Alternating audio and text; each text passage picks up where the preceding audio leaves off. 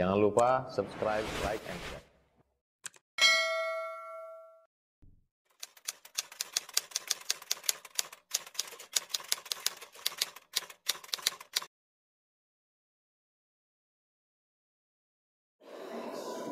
Dia menyambung tentang salawatnya.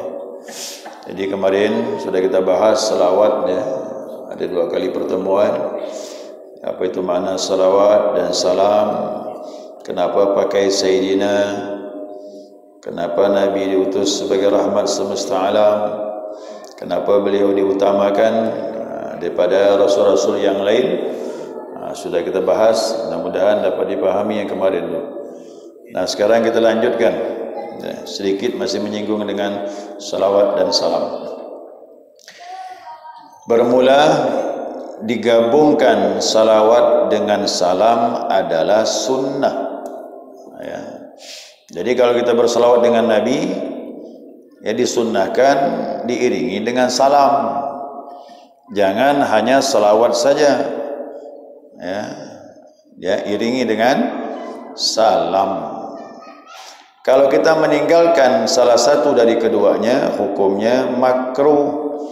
Apa itu makruh? Memang belum sampai kepada tingkat haram, tapi tercela. Ya, makruh itu ya hukumnya kalau kita tidak mengucapkan salam, kaidahnya apa? Apabila dilakukan memang tidaklah haram, tak berdosa. Tapi kalau kita tinggalkan mendapat pahala. Makanya jangan sampai tidak mengucapkan salam waktu mengucapkan salawat kepada Nabi SAW. Ya, jadi kalau kita meninggalkan salam waktu mengucapkan salawat, maka hukumnya makruh. Berarti makruh itu kebalikan dari sunnah. Sunnahnya macam mana? Berarti iringilah salawat dan salam kepada Nabi SAW. Karena Allah perintahkan begitu. Ya. Ayat yang sering kita baca mengenai salawat. Hari Jumat khatib naik atas mimbar. Inna Allah wa malaikatahu yusalluna ala nabi. Ya ayyuhalladzina amanu sallu alaihi wasallimu. Itu suruh salam. Hai orang yang beriman, sallu alaihi, ucapkanlah salawat kepadanya, wasallimu, dan salam. Siapa perintahkan ini? Allah langsung. Makanya kurang baik, termasuk tercela kata ulama, kalau kita mengucapkan salawat tanpa salam. Jadi yang terbaik bagaimana? Iringi. Allahumma salli wa sallim wa barik ala Sayyidina Muhammad. Tanpa wa barik pun tidak masalah. Allahumma salli wa sallim ala Sayyidina Muhammad wa ala ali Sayyidina Muhammad. Kan begitu? Nah, boleh juga salam jadi belakang seperti kita baca doa. Wa sallallahu ala Sayyidina Muhammadin wa ala alihi wa sahbihi wa sallam. Yang jelas ada salawat dan salam. Baca doa kunut. Wa sallallahu ala Sayyidina Muhammadin nabil ummi wa ala alihi wa sahbihi wa sallam. Begitu ulama itu. Nah, sekarang dalam salat adakah ucapan salamnya? Allahumma salli ala Sayyidina Muhammad wa ala ali Sayyidina Muhammad kama sallaita ala. Tidak ada salam. Mana salamnya? Kenapa tidak tambah salam? Seharusnya bunyinya begini. Allahumma salli wa sallim ala Sayyidina Muhammad wa ala ali Sayyidina Muhammad kama sallaita wa sallamta ala Ibrahim wa ala ali Ibrahim. Harusnya begitu. Tapi kenapa tidak kita lakukan dalam salat? Hanya salawat saja. Ulama menyatakan dalam salat tidak perlu menambah salam. Apa sebab? Karena sebelum salawat sudah ada salam kepada Nabi SAW. Yang mana itu? Assalamu alayka ayyuhan nabiyyu wa rahmatullahi wa barakatuh. itu sudah mengucapkan salam. Maka dalam salawat tak perlu lagi menambah salam. Tapi kalau di luar salat, sunnahlah sempurnakan dengan salam. Ya, begitu. Begitu juga menjawab Allahumma salli wa sallim alaihi. Seandainya kita mendengar bacaan menyebut nama Rasulullah, Allahumma salli wa sallim alaihi. Yang lebih bagus tambah berkah lagi, Allahumma salli wa sallim wa barik alaihi. Itu malah lebih bagus. Selesai sudah ya? Dah. Sekarang kita masuk berikutnya. Wa ala alihi washabihi. Ya. Salawat dan salam juga kepada keluarganya, keluarga Nabi, wa ashabihi, dan kepada kepada sahabat Nabi, wa tabi'in lahum fis salihat, dan kepada tabi'in, orang-orang yang mengikuti para sahabat yang berbuat dalam kebaikan, ila yaumiddin, sampai hari pembalasan. Ya, sampai hari kemudian. Fajazahumullahu sawaban jazila, maka semoga Allah membalas mereka dengan pahala yang banyak atau pahala yang melimpah. Ya. Jadi salawat kepada Nabi sudah, salam kepada Nabi sudah, maka salawat dan salam juga ditujukan kepada keluarga Nabi sallallahu alaihi wasallam. Itu ada wa ala alihi, dan kepada keluarganya. Kan kita membaca juga keluarga Nabi itu dalam salat. Ya, saya ulangi salawat dalam salat nih. Allahumma salli ala Sayyidina Muhammad wa ala ali. Dan kepada keluarganya. Siapa keluarga Nabi? Ini kita bahas nih. Siapa saja yang termasuk keluarga Nabi? Ya. Mari kita lihat di sini. Bermula yang dikehendaki dengan keluarga Nabi pada kedudukan zakat. Ya. Siapa mereka itu? Segala anak cucu keturunan Hashim dan Muttalib. Ya. Hashim Muttalib ini, maaf, dia orang tua daripada kakeknya Nabi, Abdul Muttalib. Abdul Muttalib namanya Syaibah, diangkat oleh pamannya namanya Muttalib, maka dia disebut Abdul Muttalib. Orang Arab pun menyebut begitu. Abdul itu berarti hamba, ya, hambanya Muttalib, kekallah namanya Abdul Muttalib. Pamannya mengambil keponakan, padahal namanya Syaibah. Orang bertanya, siapa nama Abdul Muttalib? Syaibah. Kenapa namanya Abdul Muttalib? Kerana dia diangkat oleh pamannya bernama Muttalib. Orang menyebutnya Abdul Muttalib, hambanya Muttalib. Orang Arab begitu, gelarnya lebih masyhur daripada nama aslinya.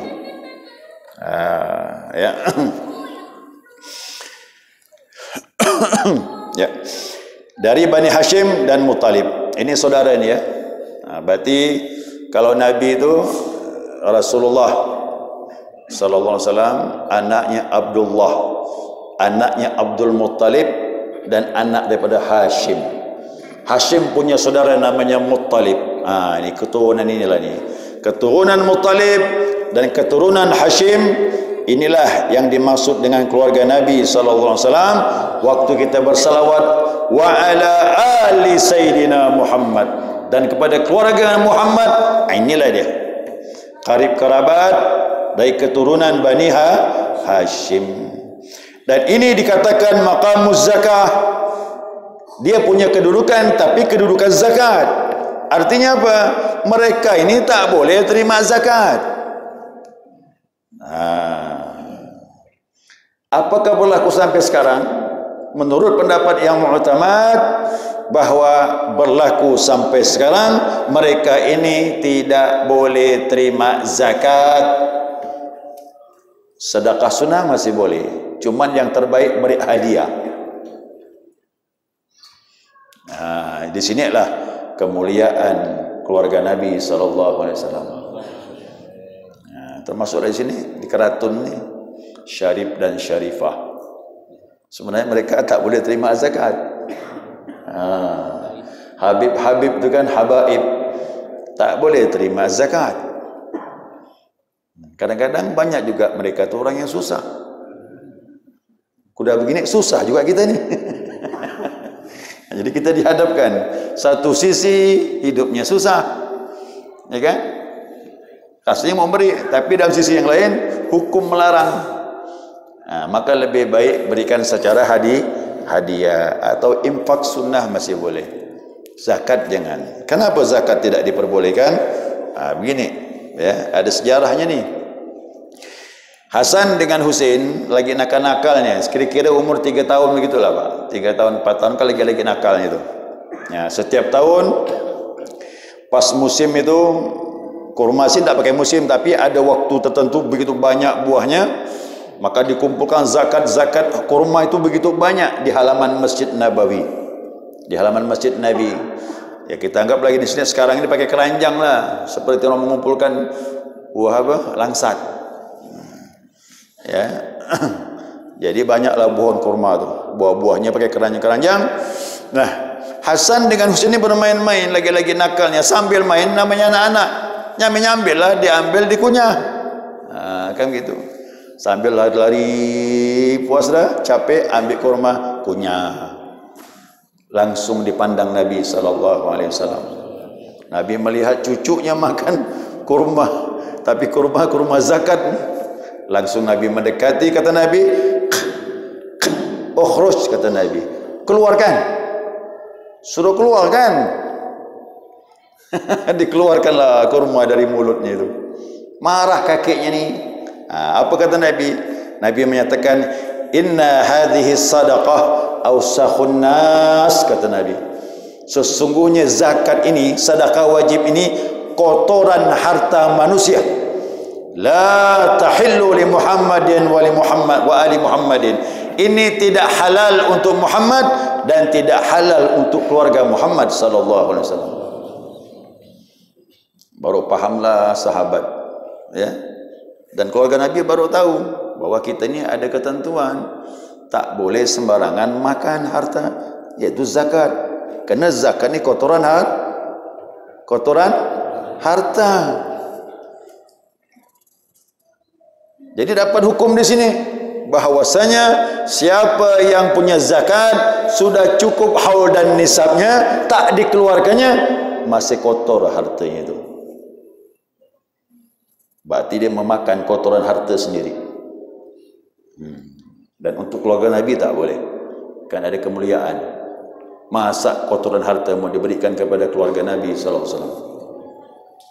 Begitu juga kita bagaimana? Jangan diberikan kepada orang yang kita tanggung nafkahnya, termasuk orang tua kita. Kenapa diharamkan? Tak boleh, orang tua kita tanggung. Yang kedua, masa kotoran harta diberikan sama orang tua? Mana adab kita dengan orang tua kita? Jadi tolong paham jemaah, jangan sampai tak keluar zakat, kotor harta kita, kita makan sesuatu yang kotor. Zakat itulah pembersihnya. Jadi begitu jemaah sekalian, saya juga punya keluarga, ya, dari sebelah bibi saya itu ada suaminya orang syarif, dia juga punya anaknya ikut abahnya, bapaknya, karena bapaknya syarif, ya anaknya syarif dan syarifah. Ya, saya bilang bahwasanya kita tidak boleh memberikan zakat, ya, kita berilah berupa hadiah, sisihkan uang sedikit dari selain zakat. Karena kita sudah belajar, ya, kita sudah belajar, kita letakkan sesuatu pada tempatnya. Ada ulama berpendapat, ya, tak berlaku lagi ni zaman sekarang. Ada pendapat begitu. Alasannya, dulu keluarga Nabi itu mendapatkan ghanimah 5%. Tahu ghanimah? Setiap peperangan Muslim perang dengan orang non Muslim, pakai non Muslim lah ya. Nyebut kafir kasar pula. Maklumlah mereka tak terima sebut begitu. Jadi orang Muslim berperanglah dengan mereka. Kalau menang, mereka akan lari. Harta rampasan yang ditinggalkan itu menjadi hak kaum muslimin. Nah, setiap menang dikumpulkanlah harta itu, namanya ghanimah, dibagilah. Yang membaginya cuma 2, Allah dan Rasul. Makanya kadang-kadang Nabi memberi kepada sahabat, ada yang dilebihkan, ada yang tidak. Yang tak dilebihkan kadang-kadang marah. Nabi melihat kondisinya. Kalau terlalu fakir dilebihkan. Ya, yang standar-standar dia berinya pun standar. Itu namanya adil. Nah, tolong masjid nanti bagi zakat. Yang paling miskin lebih karena jangan disamakan. Tak adil lah tuh. Ini yang standar dikasih beras 5 kilo, uang 200, kan begitu. Yang paling miskin pun sama juga, uang beras 5 kilo, duit, padahal 2 kali lipat pun boleh yang terlalu miskin itu. Boleh, itulah adil. Adil itu seperti itu. Seperti kita anak-anak kita sekolah. Berapa uang saku yang SD, yang SMP, yang SMA, yang kuliah? Mungkin sama, Pak? Sama ke? Beda lah. Itulah adilnya itu. Itu namanya adil. Jadi tujuan zakat itu apa? Pemerataan nikmat. Nah, itu tujuan zakat. Islam begitu. Yang miskin jangan terlalu miskin, dibantu dengan uang zakat. Yang mu'alaf biar kuat imannya, dibantu dengan zakat. Yang terjepit hutang jangan sampai pusing tak tidur malam mikirkan hutang, bantu dengan zakat. Begitulah dia. Ada 8 asnaf yang wajib dikeluarkan dengan zakat. Mudah-mudahan yang rezeki lebih kena zakat, bersih hartanya. Ya, jangan tak keluarkan kotor harta kita tu. Jelas sudah ya. Itulah mereka mempunyai kedudukan, yaitu kedudukan makam zakat, keturunan daripada Hashim dan Muttalib. Nah, kemudian ada lagi keluarga Nabi. Keluarga Nabi pada kedudukan doa, ya, yaitu semua umat Nabi Muhammad sallallahu alaihi wasallam yang bertakwa. Ini Bapak Ibu jangan berkecil hati. Kita masih boleh nyambung nasab kita dengan Nabi. Hanya satu saja, nasab takwa. Siapa yang bertakwa, insya Allah itulah hakikatnya keluarga Nabi sallallahu alaihi wasallam. Karena orang yang bertakwa pasti kumpul dengan Nabi. Jadi jamaah yang bukan keturunan Nabi jangan berkecil hati, masih ada jalan masih. Jadi keluarga Nabi. Ya, saya juga begitu. Saya ditakdirkan bukannya keluarga Nabi. Saya cuma keturunan Arab kebanyakan saja. Tapi tak usah berkecil hati, masih ada nasab kita ini. Nasab mana? Nasab takwa. Roh kita kalau sudah bertakwa akan nyambung dengan roh Nabi Muhammad sallallahu alaihi wasallam. Nah, jadi takwa, betulkan takwa itu. Nah, itu pun berdasarkan daripada hadis Nabi sallallahu alaihi wasallam, dan Imam Nawawi berpendapat inilah yang aku senangi, kata dia bilang. Apa itu? Yaitu makam doa kullu mu'minin min ummatihi sallallahu alaihi wasallam. Segala orang mukmin yang bertakwa, ya, maka dia termasuk keluarga Nabi. Hadis Nabi bersabda, kata Nabi, alu Muhammadin kullu taqiyin. Keluarga Muhammad itu, kata Nabi, segala yang bertakwa. Siapa bertakwa? Keluarga Nabi. Ya. Dah selesai sudah ya. Itulah hakikat keluarga Nabi. Ya, hakikat keluarga Nabi.